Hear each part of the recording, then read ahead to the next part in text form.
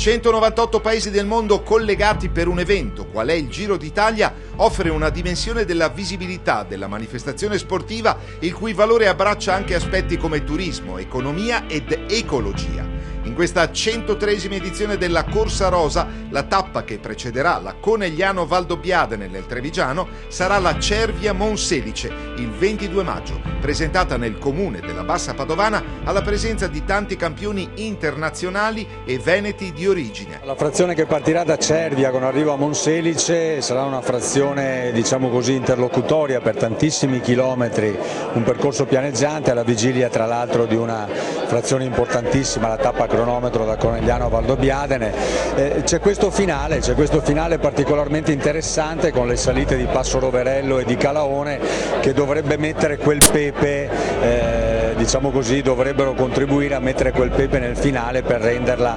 spettacolare. Dovrebbe essere una frazione adatta ai velocisti, sarà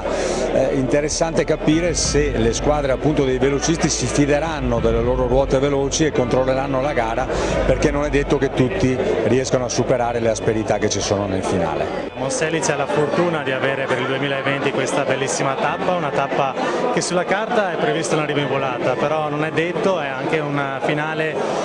gli ultimi 35 km adatto anche a qualche finisseur, soprattutto un finale che metterà in difficoltà i velocisti quelli puri. Speriamo nel nostro Elia Viviani e sicuramente il Giro d'Italia è un'opportunità per il territorio ma anche per i corridori italiani stessi, quindi aspettiamo il Giro e venite numerosi. Mai il Giro aveva tagliato un traguardo nella bassa area euganea, dove i precedenti riguardano 7 volte il capoluogo Padova, 2 volte Cittadella ed una Abano Terme. Un evento, si diceva, con implicazioni extrasportive. Importantissimo sia per l'impatto economico, per l'impatto ecologico che avrà, perché comunque l'utilizzo della bici viene incentivato, sia per l'incentivo delle società sportive che ci sono qui a Monselice che si occupano di ciclismo, sia per quanto riguarda l'aspetto turistico, perché ovviamente anche quello è un aspetto molto importante, e per un'occasione per tutti gli appassionati di venire a Monselice e di tornarci sicuramente a visitarla, perché è una città bellissima che meritava questa opportunità.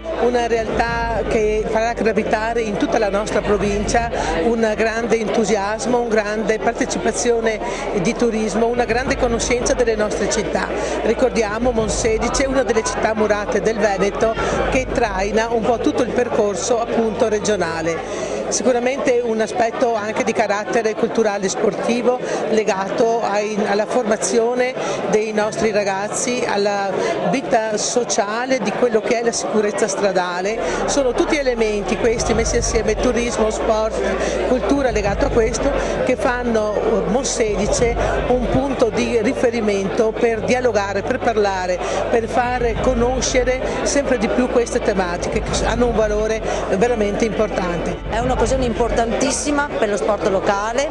per chi ama il ciclismo, ma anche e soprattutto per valorizzare ancor più il nostro turismo e le nostre ovviamente attività produttive.